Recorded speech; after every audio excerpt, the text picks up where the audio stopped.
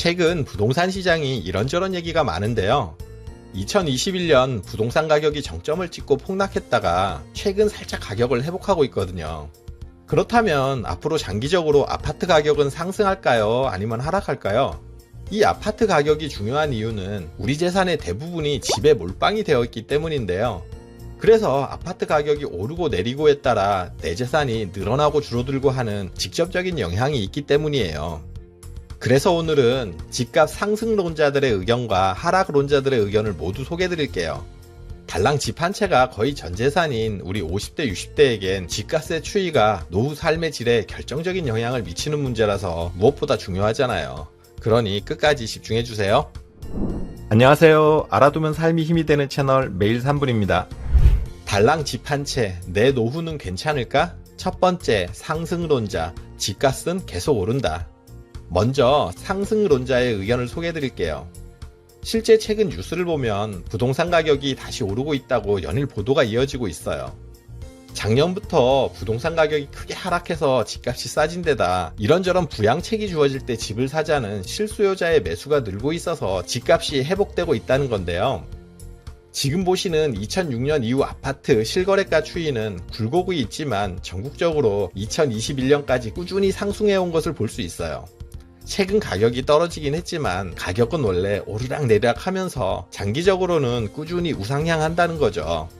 아파트 상승론자들은 이 그래프를 바탕으로 봐라, 당장은 떨어져도 시간 지나면 집값은 결국 올라가게 되어 있다, 이렇게 주장해요.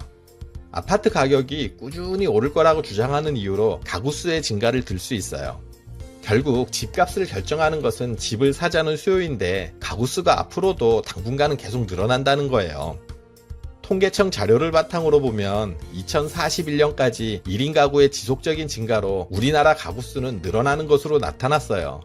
집을 사려는 수요인 가구 수가 늘어나는데 집값이 떨어질 일이 없다는 거죠.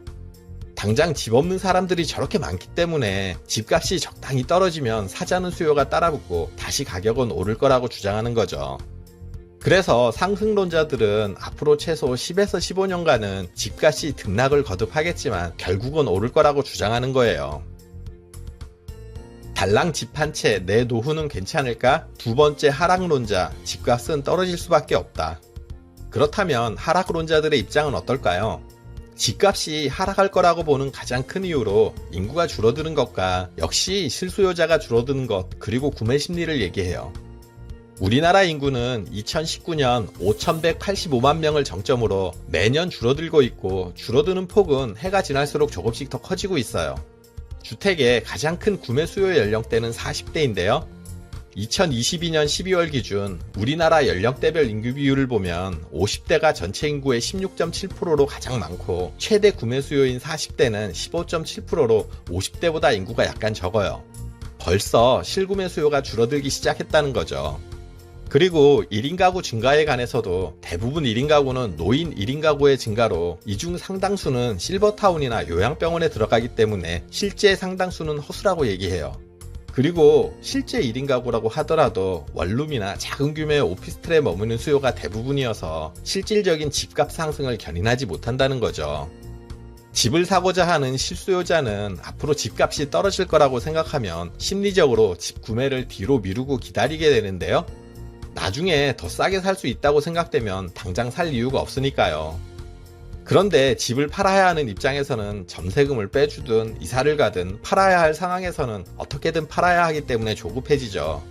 그래서 점점 더 팔자는 수요가 늘어나서 쌓이게 되면 집값은 더욱 하락할 거라고 보는 거예요. 이미 줄어들기 시작한 실수요자는 시간이 지날수록 가파르게 줄어들기 때문에 집값 하락은 어쩔 수 없는 추세라는 거죠. 그래서 하락론자들은 심리적인 요인 때문에라도 지속적인 하락을 피할 수 없다고 주장해요. 여러분들은 상승론, 하락론 어느 쪽이 맞다고 생각하시나요? 달랑 집 한 채, 내 노후는 괜찮을까? 세 번째, 집에 대한 생각을 바꾸자. 우리나라 사람들의 보유 자산의 75% 이상이 부동산인데요. 대부분 부동산에 몰빵되어 있고 금융자산이 얼마 안 된다는 얘기예요. 그래서 미국이나 일본처럼 금융자산의 비중을 높여야 한다고 말들이 나오는 건데요. 그런데 일본도 우리와 비슷했던 때가 있었어요.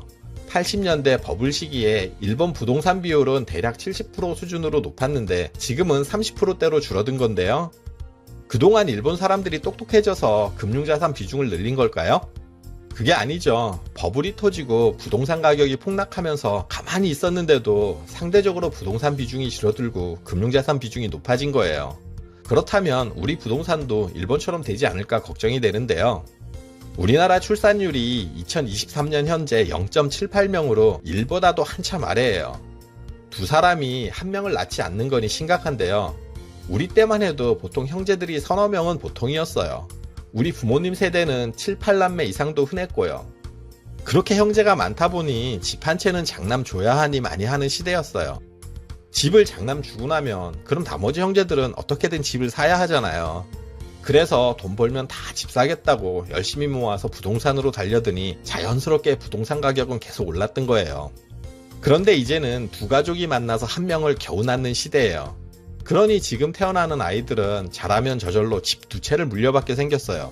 우리 때처럼 집 사기 위해 돈 모으고 청약통장도 만들고 그럴까요? 앞으로 청약통장 이런 거 자연스럽게 사라지게 될 거예요.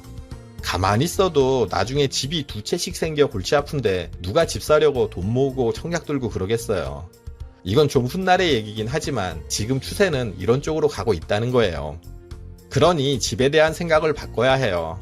앞으로 집을 재산 증식의 수단이나 자산의 개념에서 벗어나서 이 집을 나 살아있는 동안 최대한 효율적으로 활용하는 방안을 찾아야 한다는 거죠.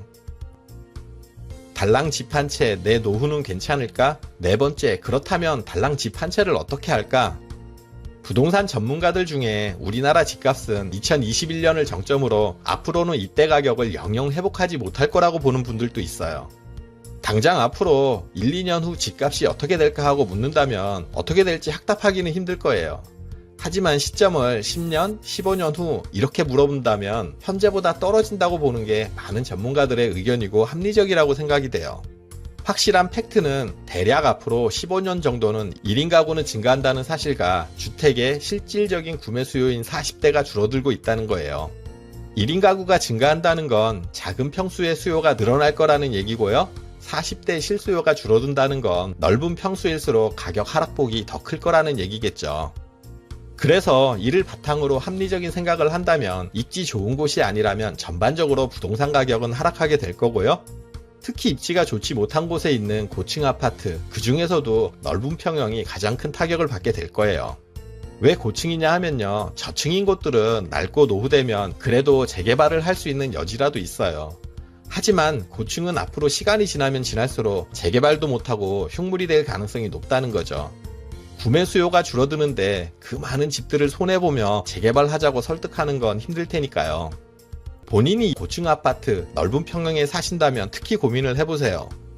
방법으로는 최고가라고 판단하는 시점에 넓은 집을 팔고 가격 하락폭이 크지 않을 입지에 적은 평수로 옮기는 것이 있어요. 아니면 평상시 꿈꾸던 전원이나 조용한 외곽 지역에서 여유롭고 편안한 노후를 꿈꿔볼 수도 있겠죠. 넓은 집을 처분하고 남은 차액은 안정적인 금융자산으로 전환해두면 노후가 더욱 여유로워질 거고요. 아니면 난 이 집이 너무 좋고 다른 데로는 절대 못 옮긴다 하는 분들은 집을 주택연금으로 활용하는 방법도 있어요. 어쨌든 주택연금은 가격이 높을 때 가입할수록 유리한 거니까요. 주택연금에 대한 호불호가 있는 건 사실인데요. 집을 팔아서 시장 수익률 이상을 거둘 수 있는 재테크 재능이 있다면 주택연금을 가입하지 않아도 괜찮아요. 하지만 그렇지 않다면 주택연금만큼 서민에게 효율적인 제도도 없어요. 지금까지 저처럼 달랑 집 한 채가 전재산인 50대, 60대 분들을 위해 부동산에 관한 얘기를 나눴는데요. 집 태우고 바늘 줍는다는 우리 속담이 있어요. 큰 것을 잃고 작은 것을 얻게 된다는 말인데요. 집에 관해서 여러분들이 그렇게 되지 않기를 응원할게요. 그리고 오늘 정보가 도움되셨다면 구독, 좋아요, 알림 설정 해주시고요. 더 유익한 영상으로 다시 찾아뵐게요. 저는 매일 3분 대표 큐레이터 송한결이었습니다. 감사합니다.